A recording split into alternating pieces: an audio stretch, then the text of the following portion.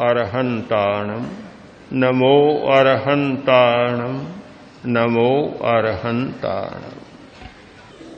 दुनिया में बहुत आश्चर्य माने जाते हैं, पर सबसे बड़ा आश्चर्य है हमारा शरीर। बहुत रहस्य है इस दुनिया में, पर सबसे बड़ा रहस्य है हमारा शरीर। इतना रहस्यमय, हजारों हजारों नियमों को समझ लेने के बाद भी शरीर के सारे रहस्य उद्घाटित नहीं होते। आज के शरीर शास्त्रियों ने, आज के चिकित्सकों ने, शल्य चिकित्सकों ने काफी रहस्यों का उद्घाटन किया है, पर अभी तक कह सकता हूं 10% रहस्य भी शरीर के समझ में नहीं आए। बहुत बाकी है इस शरीर को समझना। योग के आचार्यों ने, अध्यात्म के साधकों ने इस शरीर पर बहुत खोज की और बहुत रहस्यों को अनावृत किया। वे रहस्य आज भी बहुत लोगों के लिए अज्ञात हैं।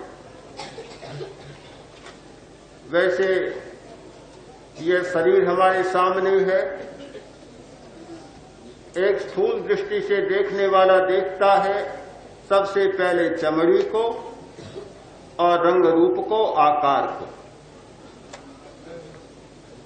फिर कोई गहरे में जाता है तो समझ में आता है कि शरीर में मांस है, रक्त है, हड्डियां है, मज्जा है। और अधिक जानने वाला एक एक अवयव की संरचना को जान लेता है और उनके फंक्शन को भी जान लेता है, उनके क्रियाकलाप को भी जान लेता है। क्या इतना ही है हमारा शरीर? शरीर के नियम नहीं जाने जाते, बहुत कम जाने जाते हैं कि हमारे शरीर में कितने नियम हैं।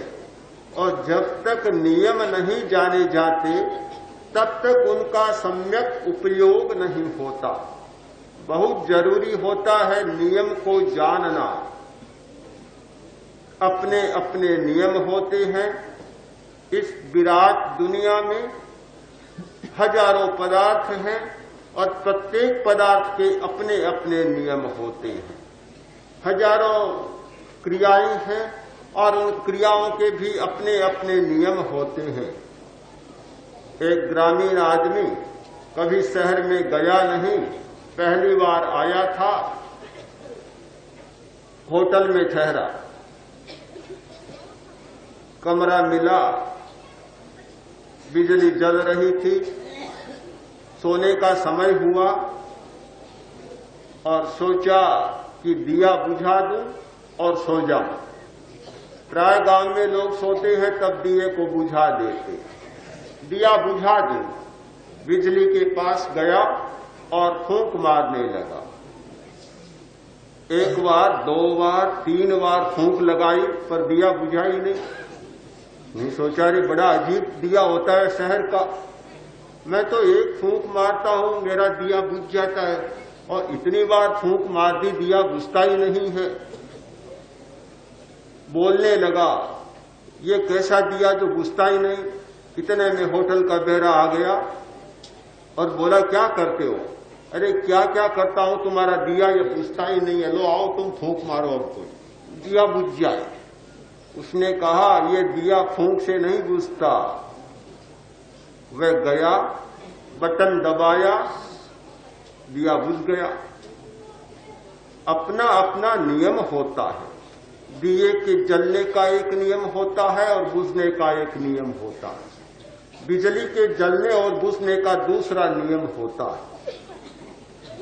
जब हम नियमों को जान लेते हैं तो फिर हमें कोई चमत्कार नहीं लगता। आज जितने चमत्कार माने जाते हैं दुनिया में चमत्कार कोई होता ही नहीं। ये हमारी भ्रांत धारणा है कि हम किसी बात को चमत्कार मान लेते हैं। जिस नियम का हमें ज्ञान नहीं होता वह हमारे लिए चमत्कार हो जाता है, और नियम का पता चल जाता है फिर कोई चमत्कार नहीं होता।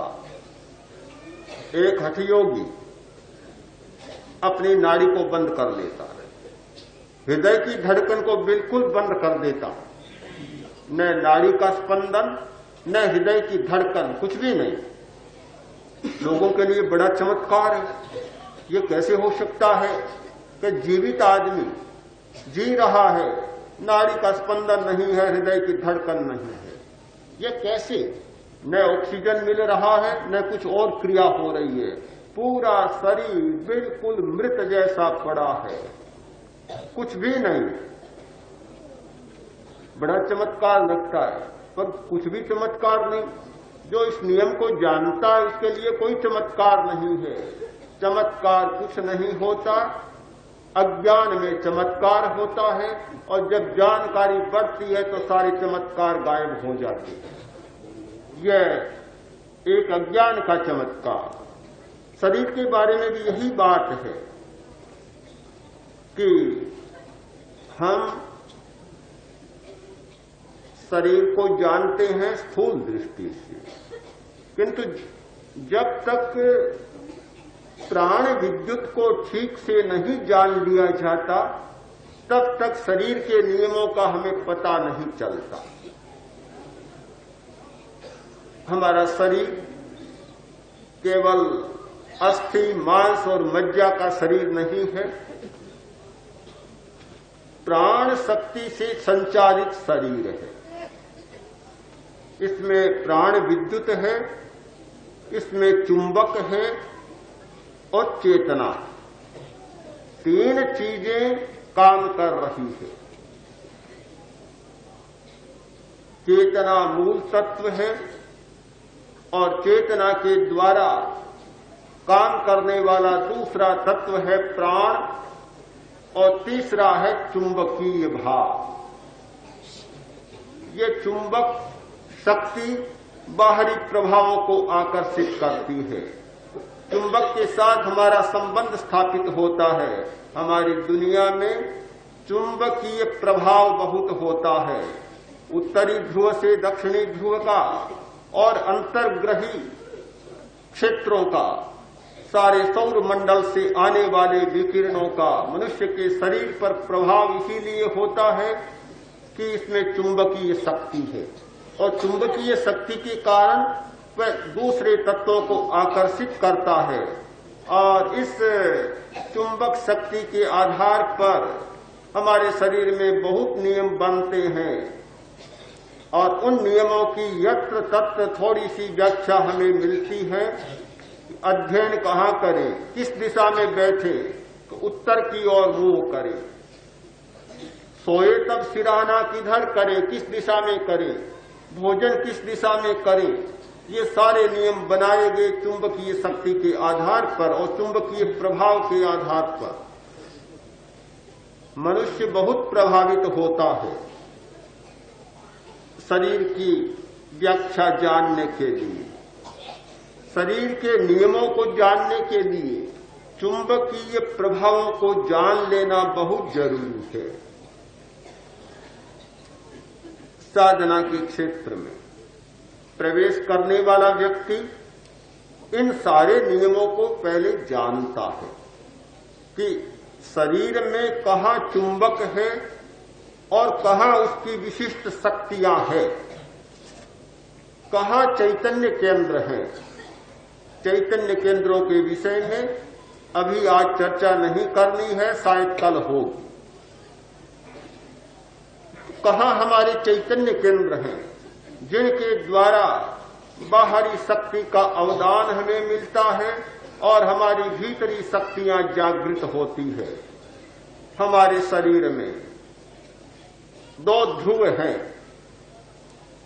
एक दक्षिणी ध्रुव और एक उत्तरी ध्रुव। एक सिरा है सिर का, एक ध्रुव उत्तर और एक सिरा है नीचे का।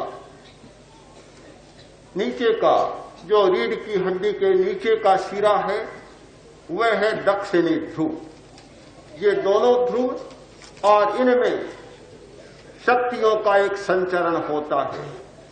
हमारे नीचे एक शक्ति होती है जिसे कुछ लोग कुंडलिनी कहते हैं, कुछ लोग तेजस शक्ति कहते हैं, पर वह एक शक्ति का बड़ा स्रोत है। छोटी सी गांठ, छोटा सा बिंदु है शक्ति का केंद्र, और वहां से सारी शक्ति हमारे शरीर में संचरित होती है। जो व्यक्ति उस शक्ति के रहस्य को जान लेता है वह अपनी खोई हुई शक्ति को भी प्राप्त कर सकता है।